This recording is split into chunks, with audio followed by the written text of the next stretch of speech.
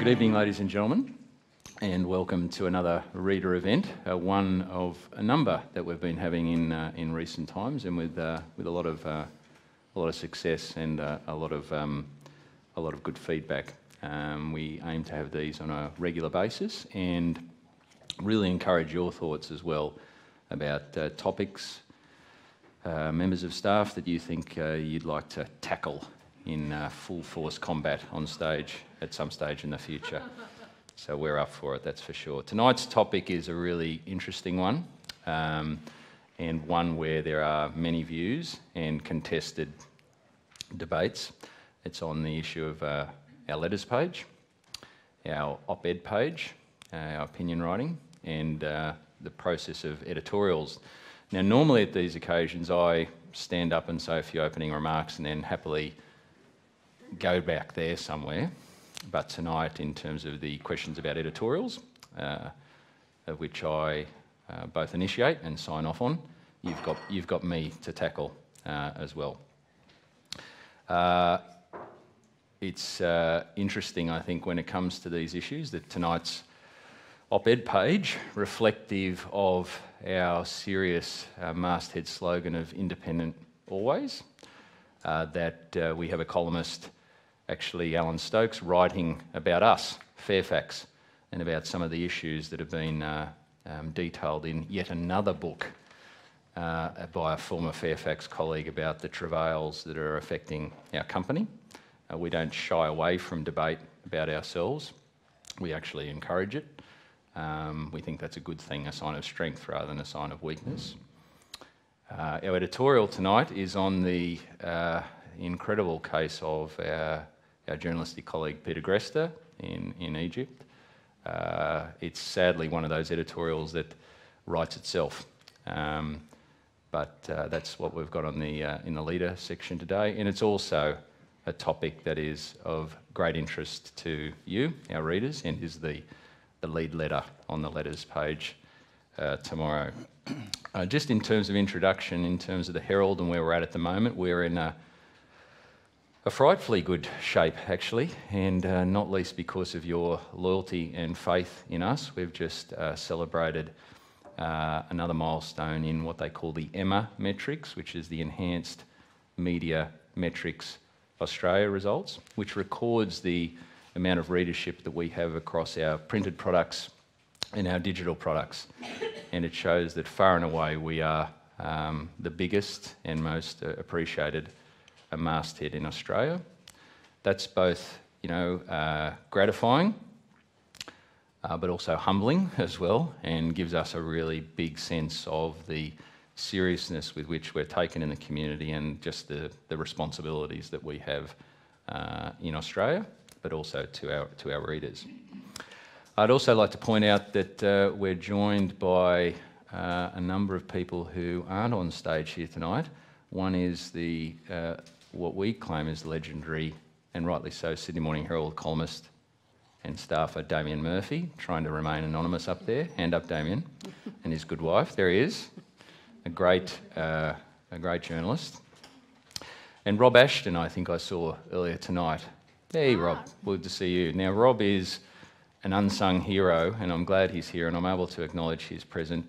Rob is in charge of our team of comment moderators, those people who actually police and try to ensure there is a sense of decorum in terms of the comments that are posted on the stories that we put online.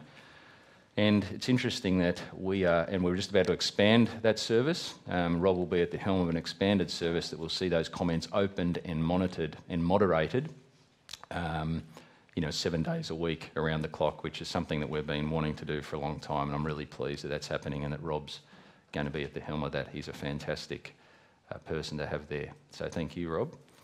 And, the Herald is unlike many comparable newsrooms around the world. We actually do moderate our comments. Comparable newsrooms around the world actually have robots that try their best to ensure that the engagement is appropriate. But anyway, that's enough in terms of introduction. You have a fine array of panellists here this evening. and in no particular order, but ladies first, Mark. Go ahead. In the middle, Julie Lewis is our co-letters editor. She shares that job with Mark, and Julie was a Herald cadet. She's reported, like many of our staff, on a varied array of things: crime, education, politics and industrial relations. She was once the Herald's Melbourne correspondent before we became friendly with the Age. Yes, the office was near the men's toilets. Is that right? That was in the high esteem that the Age Herald, the Sydney Morning Herald Melbourne correspondent did. Yes. She's lived and worked with her husband, who's also here tonight, in Russia and the United States. And when she returned to Australia, she's been involved in various editing roles, not least on the foreign desk, before she's come on board as a fantastic letters co-editor. Last year she co-edited a very interesting book called Pardon Me for Mentioning. As some of you may have that. It's a catalogue of the letters that, for one reason or another, we didn't publish in the newspaper, and is quite a tale indeed.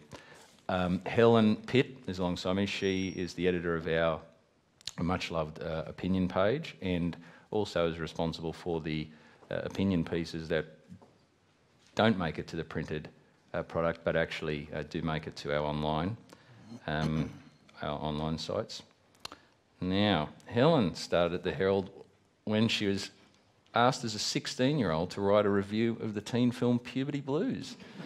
Now, it's a little Don't bit... look that old, do I? That's what I was about to say. Everyone's now sort of calculating your age out there.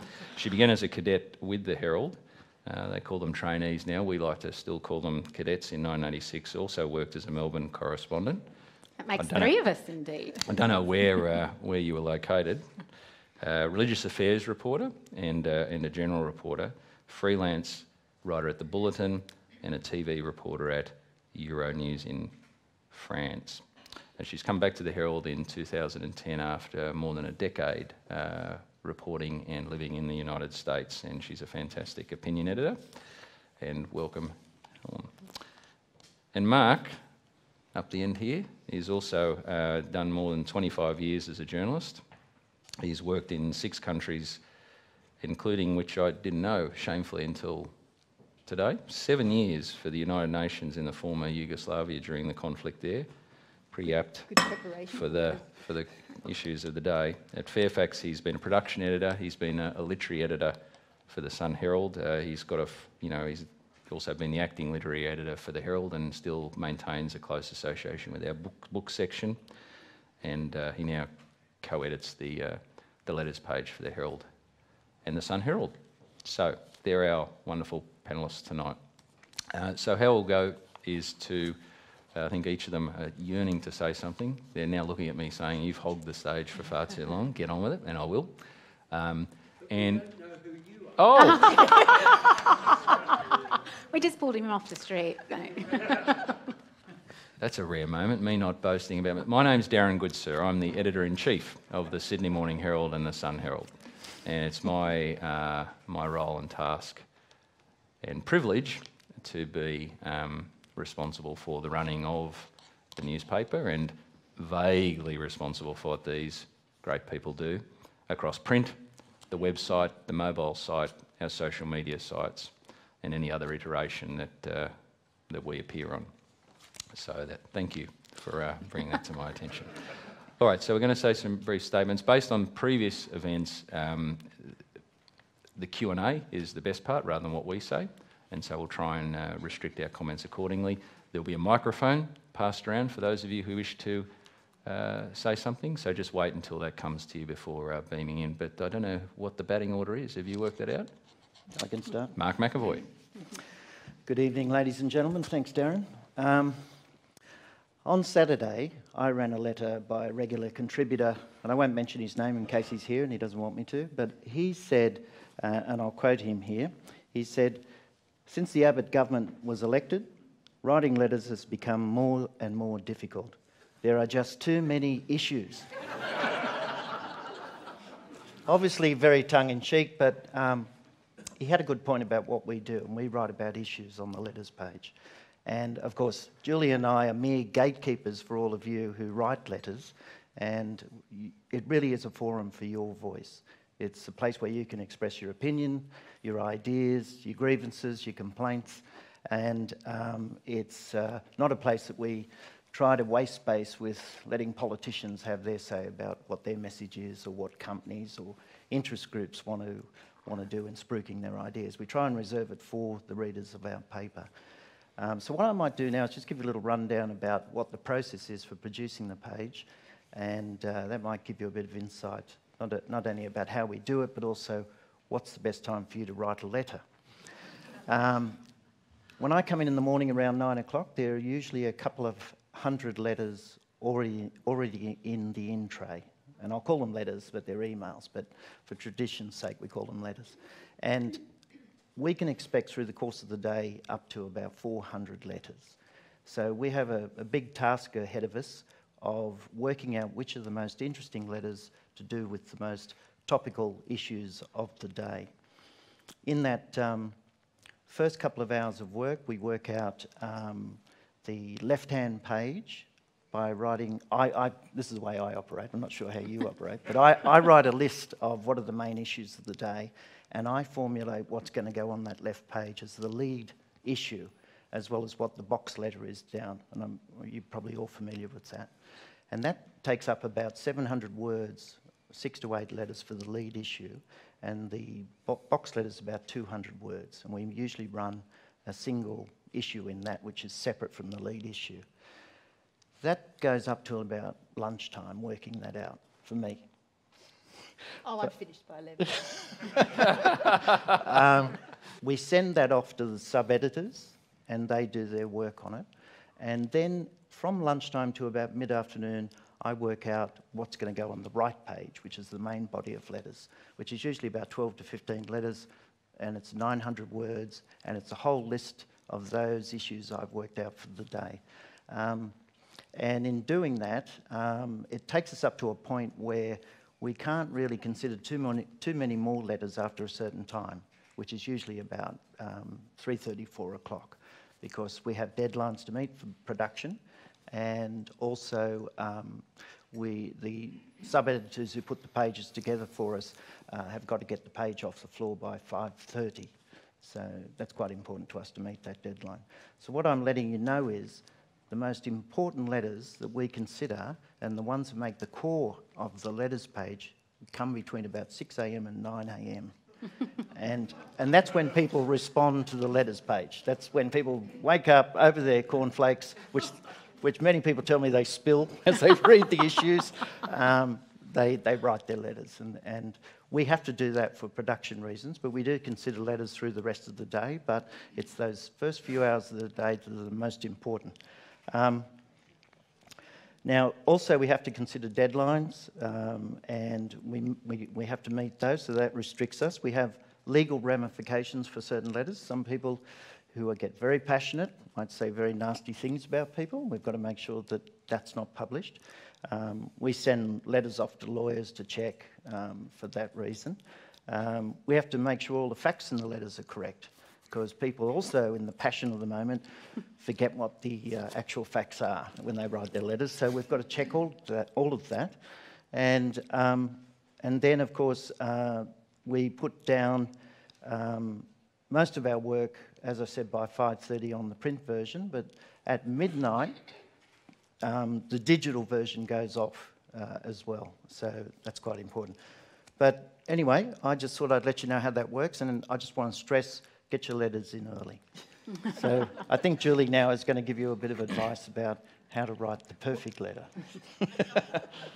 Yes, so there's a bit of self-interest in this, isn't there, for us? We're going to train you all up, get writing early, what to write, cut down the work for us. So out of all of that maelstrom, we're trying to create a page that is lively and diverse in the topics, and also in the opinions that are covered, and the approaches to the stories that are tickling people's fancy during the day, and give a sense of what's riling up Sydney, what's getting people's juices flowing. So one of the things that we're looking for in the perfect letter is well written. And what do I mean by well written? I mean well argued, tightly argued, logically argued, and I like a playful use of the language. I don't know if any of you saw the letter last week that ended with the term, or the sort of the imprecation, oh well, but wombats might waltz. And I just printed that because I loved I love the image of wombats waltzing. So if you can sort of play with the language a bit, I think that makes your letter stand out, something that's evocative. The ideas. So sometimes there's an idea, a reaction that a lot of people will have to a particular story, and in that case we're going to pick the most well-written person that expresses that idea. But then if someone comes up with a reaction that is completely out of left field and is just a little more thoughtful, maybe draws on their personal experience or their personal and professional knowledge and takes us to another place and shows us something that we haven't read elsewhere in the coverage of the news item, then that's also going to at least make our short list and be hard for us to ignore. Humour. Love a funny letter. They're quite difficult to write. It's quite difficult to get the tone, and some people can not perhaps go too far into being a little personal, but a funny line is something we look for, and people who can write those short letters are real gems, I have to say. Timely, so particularly in this 24/7 news cycle, while our letters are not going to be as up to the minute as, say, the comment page or Twitter, and we don't want them to be, we still want them to be reflective of the stories of the day. So if you're writing about something, if you've read the Saturday newspaper 2 days late, and I know some people do, and that's great, but your letter on a topic from that page would have to be very, very good to make it in, because by that stage the conversation has moved on. So really trying to make your letters pegged to something that's going on in that day's paper is going to give you a better chance of getting in. And also to our paper. I know none of you would do this, but don't write me a letter about someone else's newspaper. Send it to them. You'd be surprised at how many people do that. And just housekeeping stuff.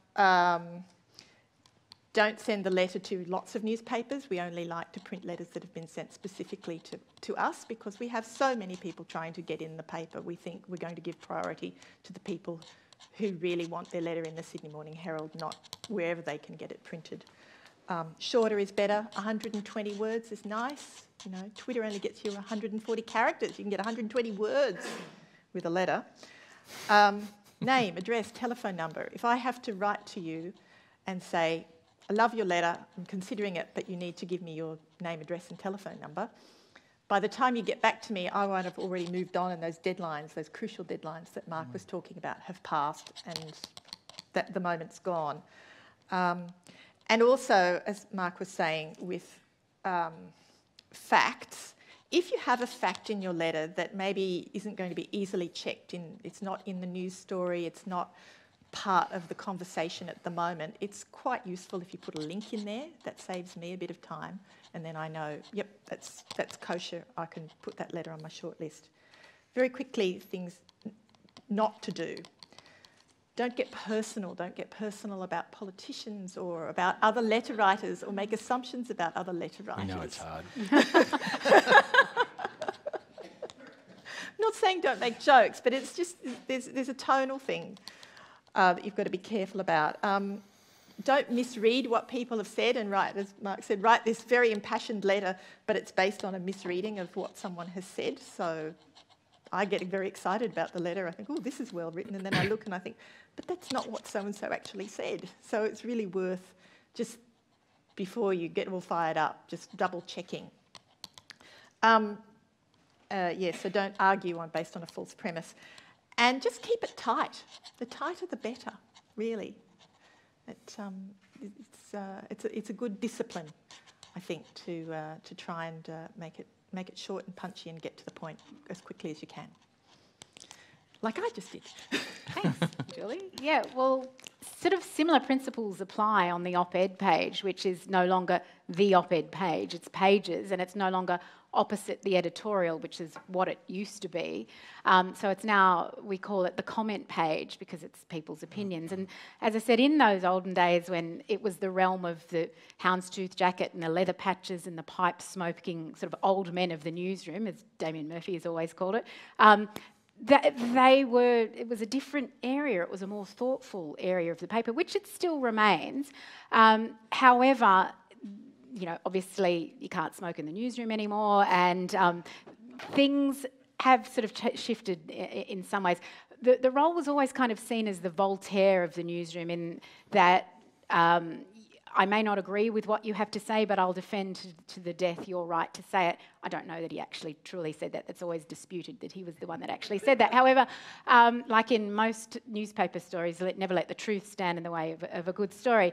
So really, what I see my role is more as a choir conductor. So I have to assemble lots of different voices for the page. So, and they don't need to be singing from the same song sheet by any means. You've got to have a mix, which is you could have your very shrill sounding soprano, like say a Paul Sheen on the page, and then you could temper that with a more sensible bass note, like the sound of a Ross Gittins or a Peter Harcher, who has a very mellifluous tone to his voice.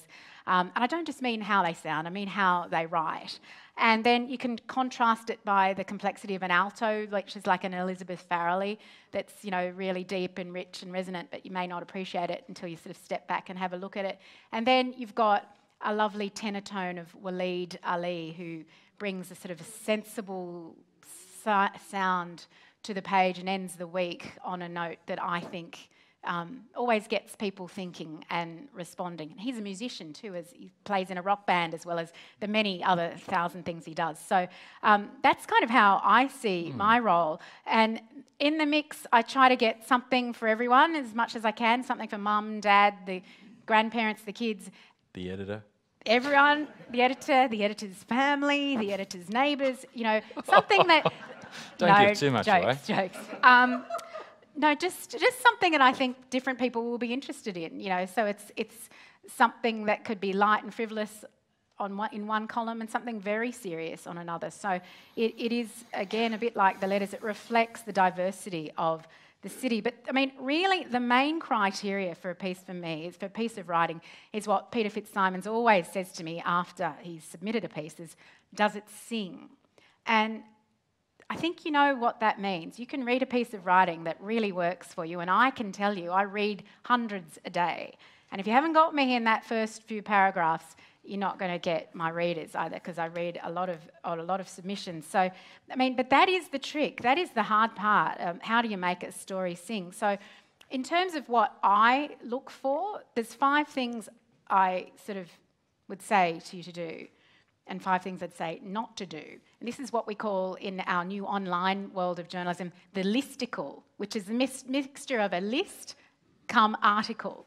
So the 5 things I would say is don't equivocate. Come down hard on an argument in an opinion piece, unless, of course, it's something that you're discussing, you find both sides lacking, say, in a political debate. But really let us know what your opinion is. It should be timely and provocative. What my former colleague Matthew Moore always used to say is the most important thing about journalism is the timing. That's so true. So be right on with the timing. It's okay to be controversial in your writing style. We love a bit of controversy, but not too outrageous. So, you know, tell a tale, persuade without preaching would be my suggestion there. And don't overburden the copy with data. Sometimes, you know, it should be just like a sprinkling of facts, not you know, big text-heavy, data-heavy stuff that you'll overwhelm readers with. Just, one time, just a nut paragraph of the really important thing is all you need for that. And then ask yourself, most importantly, what is my opinion on this? Which is what I find so incredibly lacking often in the pieces that I get. I'll come away thinking, I don't know what that person was really trying to say. So make sure you have an opinion when you submit an opinion piece. So think about it in terms of what the headline could look like, would be my best description of that. And then 5 things not to do. Well, don't call me, because I get hundreds of submissions a day and I'll be right in the depth of reading one and really kind of focused on it, and the call will be, could you tell me what the email address is I need to send my opinion submission to? And it'll be, okay, it's Sydney Morning Herald, smhopinion@smh.com.au. It's all on the page. Take a look at the page in the newspaper to find out the address. Don't forget to write the subject matter in the headline when you send us an email, because that's very helpful for what I know I'll need for the day. Again, like Julie and Mark, there's just so much we need to sift through each day. It's just very helpful to know where to get a head start on that. Try not to send a Word document. If you can, write it in the body of the email, also very helpful. And don't be boring. I mean, can I tell you how many submissions I get that begin, they say Australia is the lucky country, or they used to say Australia was the lucky country. Just cliches, avoid cliches. Just write from the heart would be my best description. And finally, don't forget to use the word I. I think a lot of people in our newsroom have been trained not to be putting themselves in the story, but the difference about the opinion page and the comment page is that it can be about you. We're wanting to run it because of what your unique perspective is on the story. So don't be afraid at all to put yourself in the picture when you are writing an opinion piece. So, I mean, essentially the principles have remained the same since the days of journalism, the early days of journalism. However, how we interact with readers is really the difference now. The online metrics tell us what you like to read, and that can be entirely different online to what can be on the page. And I have a quite good understanding, having been a long-term reader of the paper and now a reader online, of what the differences are. So just because something goes well online doesn't necessarily mean it's going to be a good thing for the page. So I've had a whole new sort of understanding of this role since we've become a lot more digital focused. Rob Ashton, the saint of many men, I tell you, he sits and reads moderates the comments that people respond to the stories, and it's kind of like going to a nudist colony of Sydney Morning Herald readers. It's a very scary thing sometimes. Pretty. It's certainly not pretty. It can be very, very confronting when you see how your readers respond. But again, they're very different audiences, I still believe, the digital readers and the print readers. So, there's a place for all of those, all different varieties of opinions. And I guess really all that I see when I am moderating these comments is what I'm running on the page, and that's a very rich variety of voices, like throughout the city, like we have throughout our newspaper. That's great. Thanks, Helen. Fantastic. I'm sort of toying around whether or not to just briefly talk about editorials, or whether just to throw it open for Q&A. So I'll be guided by you want to talk about editorials briefly? Mm-hmm. Great. I was hoping you wouldn't say that. So obviously all that we do, we take extremely seriously. I hope that's evident based on the previous discussions that have come out from my colleagues. Editorials is obviously arguably the most serious part of the newspaper and the newsroom, because it is what we consider to be our stance on things. It may be a quaint notion, but it's taken importantly as our position, and what we suggest is a position that represents our values, our take on the world. We may change over time, that's okay. We need to argue our change and why we have changed our position on things. I write the occasional editorial, but given the rigours of high office, I have a chief editorial writer. I'm not going to disclose his or her name. Why not? Very good question. I'm going to contemplate the why not through the course of the evening. But that person and I caucus regularly, as you'd expect, and so it's sort of like an ongoing conversation where I exchange my views on varieties of topics with him, and hear his views too, to challenge me and to exchange, in sensible conversation. From time to time, we gather as a team, a broader team. For instance, the most recent one was over the education changes. I was almost going to say reforms. The education changes foreshadowed in the budget. Any one of about 6 issues foreshadowed in the budget were big enough, we felt, in their own right to constitute an editorial on their own. They're profound changes, and so we gathered as a team and thrashed about the various issues. Similarly, on the cusp of elections, major headland issues, I gather a number of senior colleagues in the newsroom. I state a straw man position and want to argue it. I want to be persuaded. So that's what occurs. From time to time, I will give the chief editorial writer a spell, either have a go myself, that terrorises the newsroom, and myself at times. My most recent one was on Mike Baird's early days as Premier. And from time to time, I will consult someone who's more experienced on the issue to have a say about a particular subject. So that's the editorial issue in a nutshell.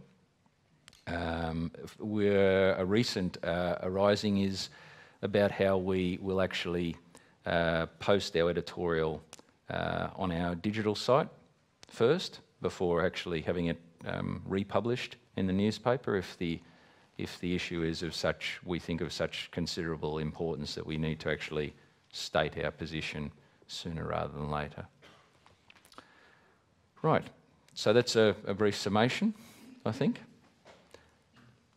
I might actually ask a question to get things rolling, okay? So,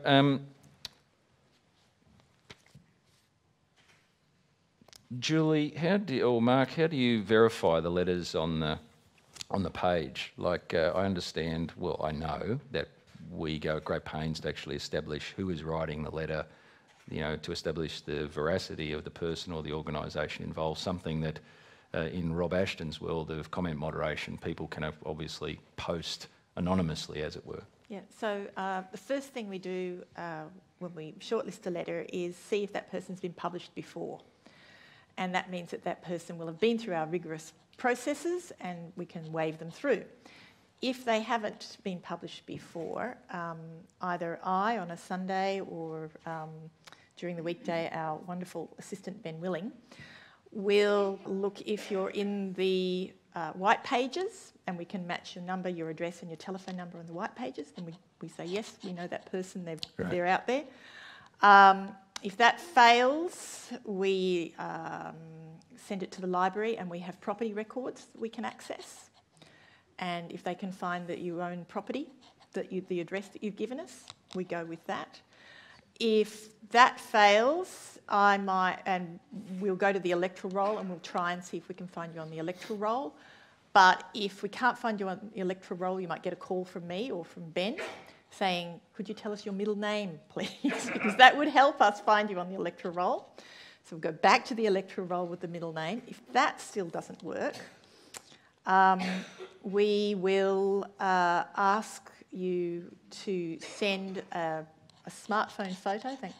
Smartphones have made this a lot easier, with some piece of official identification showing your name and your address, so the back of your driver's licence, for example, or a bill with all the financial details erased out.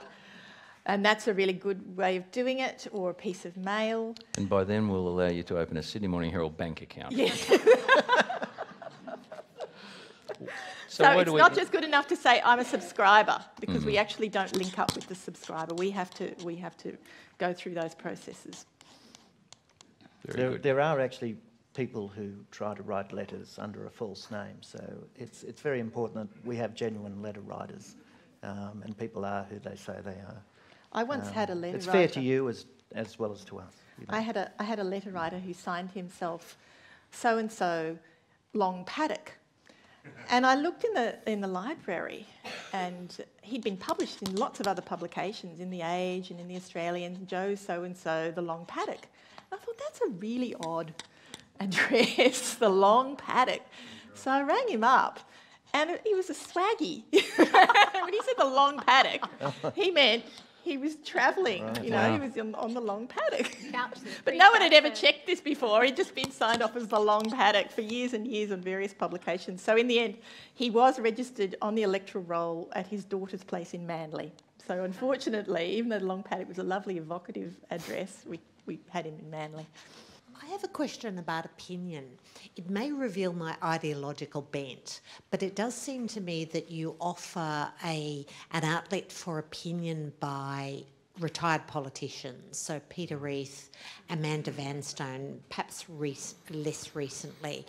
But I'm not sure if this is because you're attempting to offer balance by offering more outlets to ex-Liberals, but is the Sydney Morning Herald an appropriate venue, given your target audience, to allow politicians to offer their views? And again, it may reflect my biases, but I would prefer commentators who don't have an inherent, apparent ideological bent. Please give us the Waleed Alis and other who I may naively think are neutral rather than ex-politicians?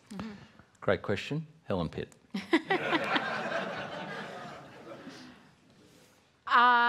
It is a broad church, the Sydney Morning Herald. It would be my best description. And I think it is about a question of balance, definitely. And we do try to run retired politicians rather than current politicians, because everyone here knows I hate when I open the Pandora's box of opening the dilemma of running a politician, then having to run the opposition politician, because it's a total badminton court that we're going to go back and forth, or a tennis court. So I utterly understand that, which is why the difference between retired politicians is obviously they still have an ideological bent. They're trying to push something, but there is an element of wisdom where you can step back and look at. I mean, I actually truly believe Amanda Vanstone has some extraordinary observations and she's a female voice too, so I think she brings a lot to the page. For example, Clive Palmer, I have been courting for a long time because he's a maverick and had something interesting to say. Now, Clive is one of the rare politicians that texts you. He answers his own phone. He wrote his own he wrote his own opinion piece. Now, I deal with so many politicians, I tell you, that is very, very rare. So I also ran Mark Latham this week because, again, he's a retired politician, but I do also believe he's probably one of the best columnists in Australia, and I would love to have him. He's a Financial Review regular. So I have a pretty hard and fast rule about not wanting to run politicians because of that dilemma. However, there are always exceptions to that rule, and sometimes it's also just really funny or really right time, like Sam Dastayari talking about the lords and ladies when Tony Abbott made that announcement. That was just a really funny piece, and it went off online because people we had the video of him reciting a speech. And so, yes, there are exceptions to every rule, but I understand entirely. I think the trouble with politicians is they don't actually speak from the heart a lot, which is why Clive Palmer was so refreshing, because he actually did. So we had a big response to Clive Palmer's on the letters page. I ran a couple of them. A very positive response. They all thought he made a lot of sense. Yeah. And I think it was because of that. It's an insurance policy for when he becomes President of Australia. Question over here. Thank you. I've actually got two questions. First of all, I'm just a little bit confused when you said writing to other newspapers. If you could clarify that, that's question number one. Question number two, how relevant is it for your letter to refer to another letter that has been written? I mean, does that make the letter more relevant to the paper? But, you know, when you say writing to other like to the Australian, would that militate against getting a letter published in the Sydney Morning Herald? If it's exactly the same letter, it would. Oh, you're the same letter. Yeah. But you can write a week later to the... Yeah. Yes. Oh, yes, yeah, yes. I thought so. Yes, it's more if you just write one letter and you send it out to 7 publications. Yeah. I don't want to pick up other publications and see No, exactly the I same understand letter. that. And if you do that, I write you a stern email. Letter. Say, Yeah. please don't do that again. I loved your letter. Please keep it with us. Yeah.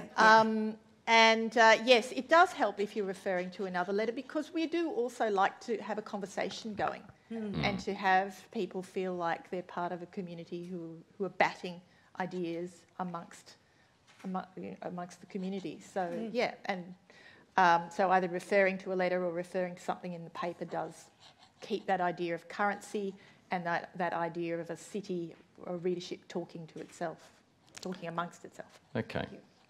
We have a gentleman over here. Really nice to meet you all and prove at least that you're human. I've been writing the Herald since the 1970s, and I can only say that the letters are getting better, the comments page is getting better, and they're a joy to read. Unfortunately, There's a catch. I cannot understand, with 400 letters a day, how you can find somebody who gets 4 letters per month. Well, we don't. There are 3 people who have 4 letters, Oh dear. and the list goes on. So I'd like that answered. I'd also like to know why there were no letters on column 8's intrusion. Thank you. Okay. Gee, at some stage we're almost going to be able to treat that as a comment, but it's a question.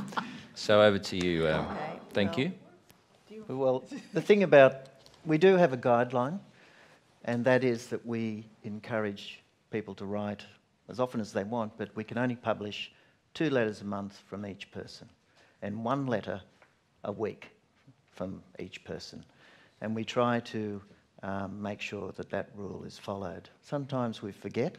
Or sometimes someone will write a cracker of a letter and you just think, Yeah. we're going to break that rule because it's going to be a better page for it.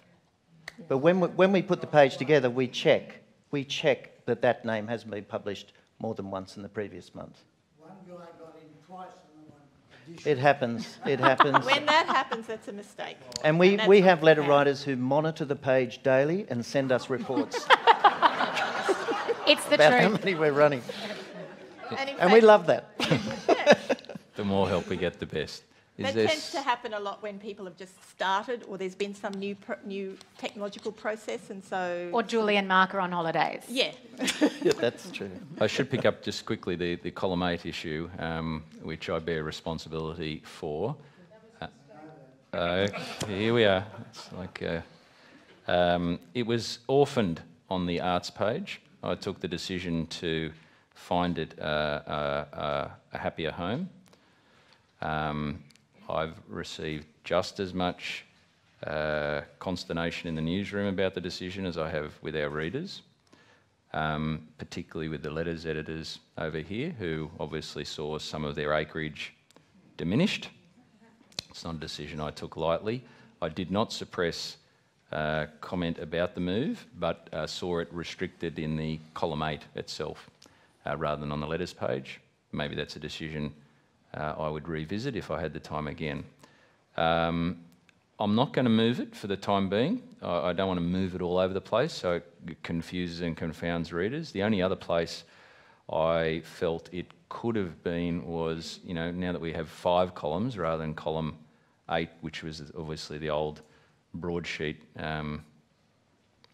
reference, was probably on page 2. But maybe if you're encouraged to give some written feedback after tonight, you can give me some ideas about where you see it resting. It's you know, it's the choice I made. Okay, I'll take one from over this side. Julie, Helen and Mark, I've got to admit defeat because there's no way I'm going to write a letter before 9 o'clock in the morning. But what I want to know is, do you look for certain words in a letter? Having at one stage in my early career judged 25 words of less, and if it didn't have smiling teeth in it, we threw it out the window. But I've written 2 letters. I've had 2 letters published. I didn't even make the book. 2 letters in 40 years, I think, that I managed to get published. And the one that really hurt me was when I went to the taxation department and I criticised Paul Keating for not doing a tax return, and it happened to appear on my tax file when I was before the tribunal. Was there a word in my letter that you really picked out, or do you actually look for... Sorry, I'm being sarcastic here, but do you look for certain words when you read letters? Are there certain words that need to pop out so it can Keating. be read? He's gone, hasn't he? And my taxation bit's clear too. Yeah, that's right. Well, if Keating, the word Keating's at the bottom of the letter, the sign is written as a letter, we pay attention. No, not particular words, I would say. I mean, like Helen talking about things that she doesn't like, I'm a bit sick of poor fellow my country. If I see that, I will not print the letter, or at least I'll take that bit out because it's becoming very cliched in these times. Or how un-Australian. It's a common one. The thing about the letters, though, if they're written concisely and the idea you want to express is in those first couple of lines, referring to what that issue is and what the story is for the day that you're writing about, that's got a better chance for us to read that quickly, understand what it's about, and put it in a category we might consider for publication. Okay. But if it's a long-winded one that's, turns into autobiography... Yeah, but you should have picked that right? Then you're probably best to submit it to Helen's page rather than as a letter. There's a lady down the front here who's been waiting patiently. Thank you. I'd just like to ask about the privacy associated with having letters published and the suburb.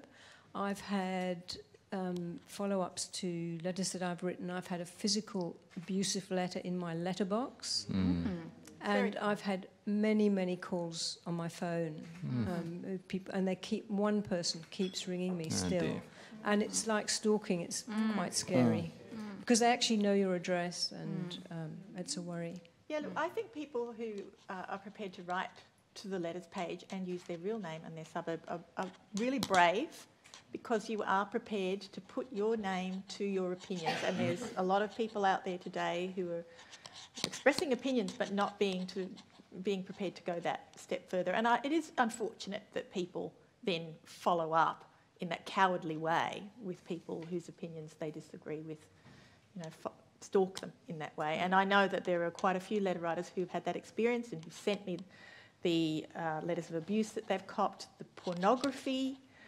It's something we've talked about at different times, but I think it's really something that unfortunately we can't do a lot about. Do we need to put our suburb in there? Yes. Well, because normally. otherwise, what distinguishes the letters page from Twitter or comment, it diminishes that sense of this is a person prepared to get behind their opinions, I feel. But there are occasions, Mark and Julie, where we would and do say name and address supplied. Sure. What are the occasions where we would? We published a letter 6 months ago now from a woman who was being physically abused at home, and it was to do with that issue, of course. And she requested to have name withheld as well as an address, and we published that because it was very relevant. And just the other day, we had a regular letter writer who's a former judge who has always requested not to have his suburb published. We just say Sydney against his name. And he writes about issues because he worries about this problem. So, and if in cases of mental health issues or domestic issues, we will withhold a name. I mean, we don't do it lightly. No. If you are really having problems, you can go to the police. They will take some steps. I know people have done that. It's a very long-running problem. I think I know people who are long-standing letter writers who have had this happen to them 20 years ago. Maybe one for us to talk about after the formal. The fact that somebody's actually come to your letterbox and put a letter in Yeah, there that they haven't Scary, signed yeah. that is abusive is quite scary. Yeah. Yeah. No, thank you. We might talk about that as well afterwards. So we might go back to this side over here. Thank you. Hi. Guardian Australia launched here a year ago, and their Commentaries free online network is quite lively and quite established. How do you plan to compete online? Well, I think we do already. I think we have been doing the same sort of thing as The Guardian for as long as The Guardian. And the difference, I guess, is that we try to bring a local voice to, a Sydney voice to whatever the issue is of the day. Like, for example, we often will digitally first produce stuff that is going to go on the page before. And I mean, I certainly look around at all the various opinion pieces, the drama, the conversation, the Eureka Street. And so I think we are up there in terms of competing with what we get quickly up online. So, I mean, can you tell me how you think we're not competing? Oh dear. I think you are, definitely. But I guess I just wondered if you saw them as competition, and if there was anything about them that you admired in terms of how they've capitalised. They have many voices coming out on Commentaries free online, and obviously in the print edition you're restricted to how many voices you can publish online. Helen, I might just take that on board, and from a competitive sense as well. Obviously, we respect and admire The Guardian as another credible voice that takes its independence seriously. The Commentaries free issue is a not altogether simple one to tackle. I was the opinion editor online many years ago, and when one publishes work that is submitted by somebody for no recompense, then you have to, I think, apprehend the motive behind that piece.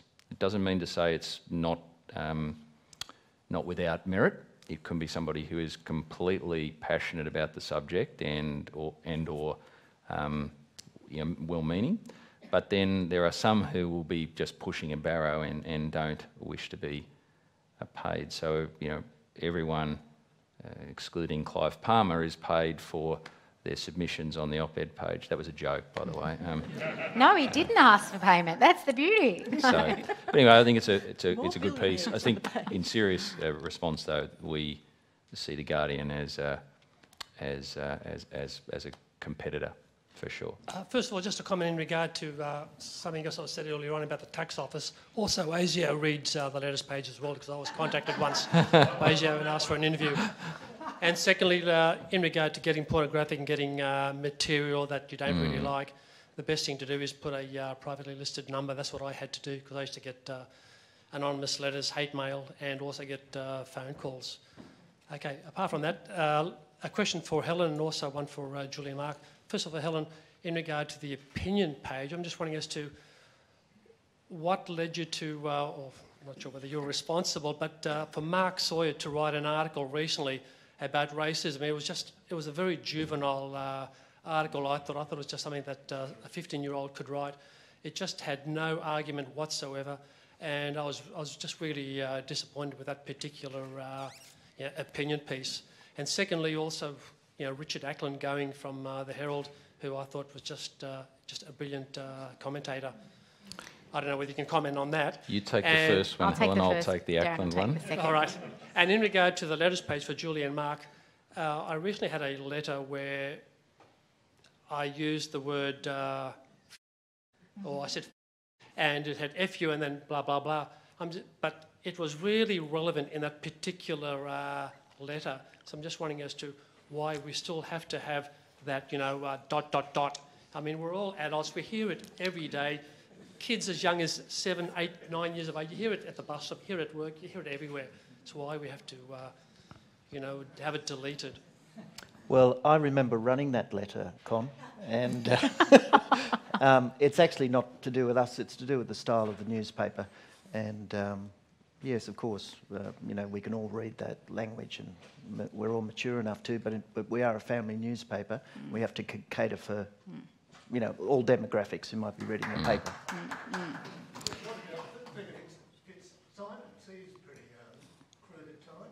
Peter. Yeah, we might come back to that in a second, sir. There's a couple of other things. Mark Sawyer piece.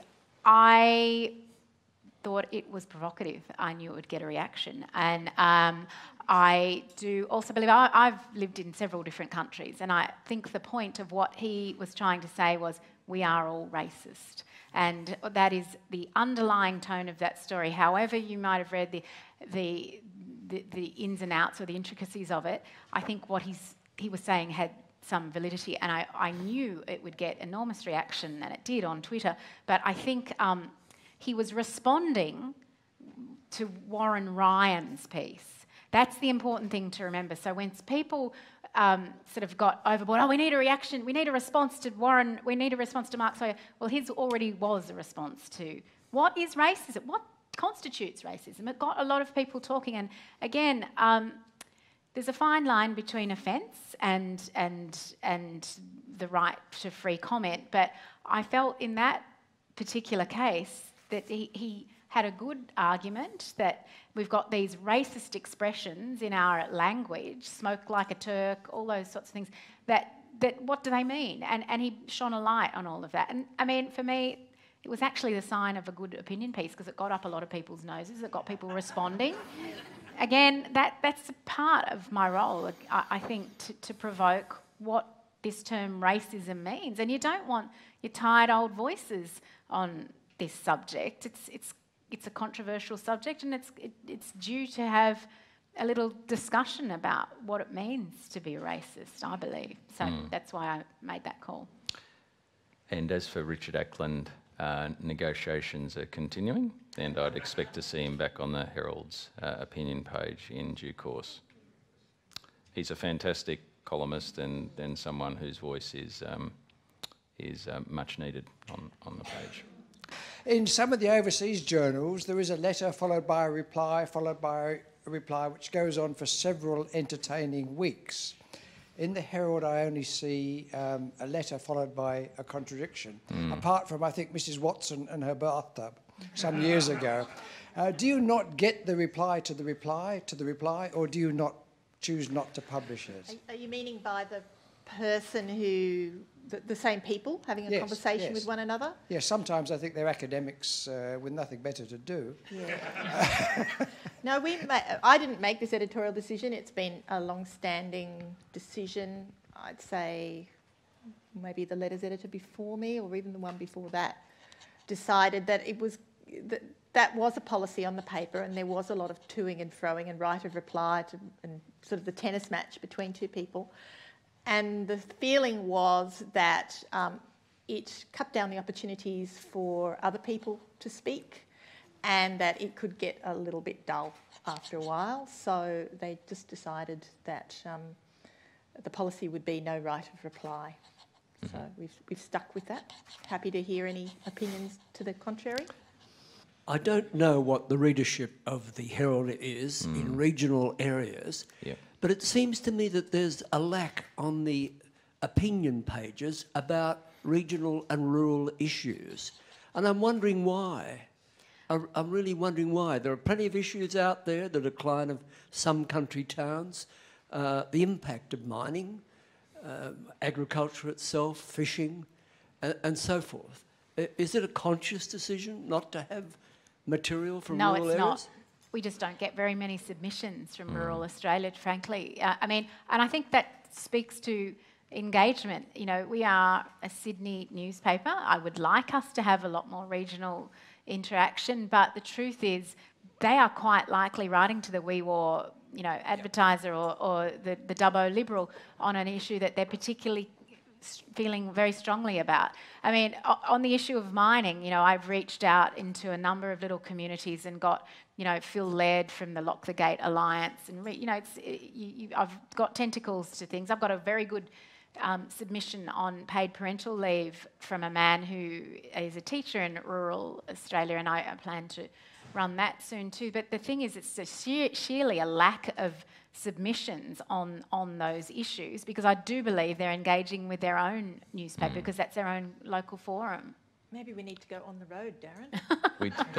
It's a really good issue. It's a really good issue that you raise. I think we have tackled in an ongoing way the conflict of land use, particularly in my old area of the Liverpool Plains, but other places. Coal seam gas is well done, but that's just skimming the surface, isn't it, really, in terms of the complexity of issues that are confronting.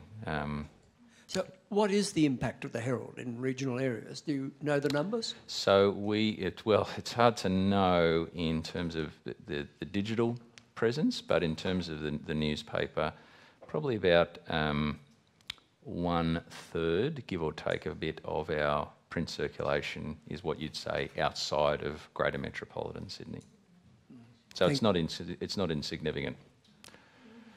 If there's an article in the Saturday, say a book review, and the book reviews only get published each Saturday, does the comment on, say, a Spectrum or book review on a Saturday paper, a letter have to be in the Monday paper, or would you consider publishing it in the following Saturday? Usually we respond to the immediate day before with the letters. So, yeah, if I don't make Monday, don't worry, I've missed my time. Is that the No, not necessarily. I mean, okay. we consider all letters on their own merit, but obviously the immediacy of a letter is important. But with the reviews on Saturday, we do the page on Sunday for Monday, which refers back to the Saturday paper. And so, yeah. Have a bit more time. Yeah. Shortlist, I assume that means that's just reserving you guys the right that if something better comes along, you're not going to be there. Happen. We generally send a note saying you're on the shortlist, which means you're pretty close to being on the page.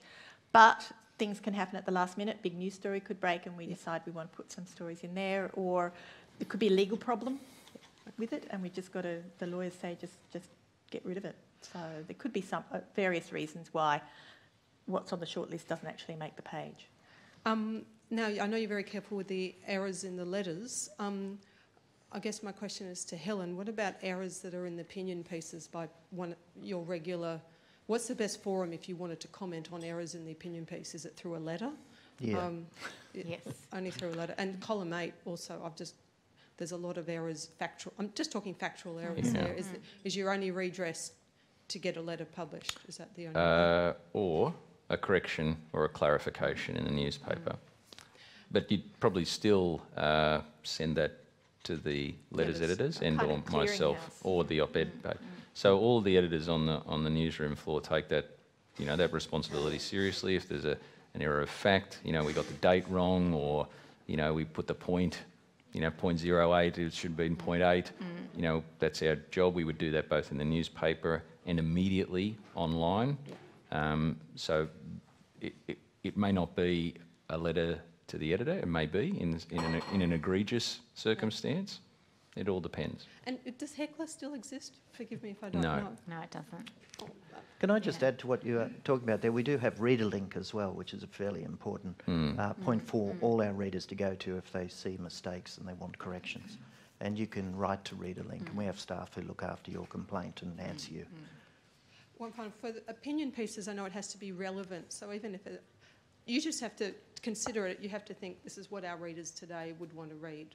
Is that it may not be a relevant news story, but it may, if you consider it something that your readers today might want to read, like a historical topic or something, not related to an exhibition. But I guess I'm just pondering whether it's worth submitting something that's not a direct news story at the moment. Yeah, well, I mean, again, a well-written piece on a timeless subject is manna from heaven for me. But as a couple of the ladies are speaking to tonight who work for PR agencies, that can also be a bit of a kiss of death, because if it's not going to be run immediately, it'll go into my little fire backlog, which I'll use for a rainy day, but sometimes it does get lost in the mix. So then just a gentle prompt, a reminder, oh, have you still got that one on, blah, blah, blah, you know, and that can be really, oh, you know, that's great. Or else I just sort of slot them away for when it does become relevant, because quite often, you know, it's a news cycle. That means it's going to revolve around to come back up to the top of the news cycle again soon. A couple of weeks ago, I did a speech for a competition on the very entertaining and slightly useless phrase, un-Australian. And what I want to know is, how often do you get it in there? And what have you had to describe it, or if you can think of any off the top of your head, basically? And I could tell you all about un-Australian, but that would take a whole 3 minutes and 53 seconds. That's my 0.59. Just in case anyone... The Dorothy Dixer. The Dorothy Dixer. Question time. We do get un-Australian a lot. And I suppose we might generally cut it out if we're going to run the letter. I don't think it would necessarily kill the entire letter, but... and it can be used to describe anything and everything these days. I was just curious what effect the online commenting has had on the letters page, whether it sort of stimulated it or diminished it. And also, I don't know whether this is the right question to ask here, but I noticed it's only some articles you can comment on online, and I was wondering how that decision is made. You take the first. Okay. Look, I just think there's been a blossoming of comment across a number of platforms. I think that people have never been more prepared to put their opinions out there, or more hungry to do so. So I don't think we've suffered from the fact that there is a lot of different ways that people can make their opinions known. I think we're getting more letters than ever, particularly the budget has just been phenomenal. So sustained. We also, on the Sun Herald, I do the Sun Herald letters too, and if you look at the Sun Herald letters page, we only have the letters at the top, and there's a thing we call forum underneath, which is all social media comment, and so that gives another outlet for what you're talking about. And you're right, not all comment pieces are open for comment. It generally is to do with the subject matter. If it's about, say, a legal case, quite often we won't, or sexual abuse, something that could really rile readers and force them to write lots of defamatory things, we'll not open them. Equally, it's a matter of staffing, because poor old Rob needs to have a lunch break and his team need to have a break, because, you know, trust me, it's like an echo chamber in there. So it's a question of staffing, but it's generally more subject matter that we will close, the sensitivity of a subject that we will close the comments on. Back in the, years ago, I think when, web sensibilities were still being developed, there was a view that pretty much anyone could have their say on any topic, using whatever language they wanted to, because the web was just this free place for people to play. We err on the side of caution, I think. We want to have a tight comment moderation view, and in my experience, the moderator sets that bar. So if you want to, allow anything to go through, then people will lowball when it comes to the commentary that is allowed. But if you keep the tenor and the tone right, and I hope I'm reflecting your views on this, Rob, then people will, that's what the moderator is there for, to moderate the discourse. Are you saying that the 400 letters you get are just then finished for the day, or if there's some issue that is ongoing, would there be letters that you would carry over for perhaps 1 or 2 days, or...? I sometimes, if I've closed off the page for that day, but letters are still coming in, and one comes in that I think, oh, that's nice, I'll sock it away and I'll come back to it the next morning. Now, by the next morning, it may well, the caravan has moved on so greatly that it's been left behind, or it might just be such a sort of self-contained and interesting idea that it'll make it. So it's not that a letter dies after just 24 hours, but it does get a bit harder to get it in. Like Helen was saying, it sort of drops down your radar a little. Do you do the same, Mark? Yeah, we look at the letters too. The letters come 24 hours a day. And as I said at the beginning, you know, the bulk of them we use are coming in the morning. But when we finish the day's work, when we come in the next morning, we go back to where we left off and we look at all the letters that have come in overnight from, say, 6 p.m, say, when I finished the night before. With the comment page, do you find that some writers, like a conservative writer, Peter Breath, for example, would stipulate or would require that he doesn't appear on the same page as another writer, that he doesn't want to appear on the page with? No, he doesn't have a say in that. But he's... Helen might. he appears on Tuesday. It's generally a question of, I like to have 2 reliable voices on the page that I can, regular columnists, that's sort of like an anchor for the page, how I describe it, because you know that they will be good, and then you can mix the rest of the topics amongst contributors or people that you commission. So that's something set in stone just to make our lives as editors a little easier, so we know who we can rely on what day. Okay.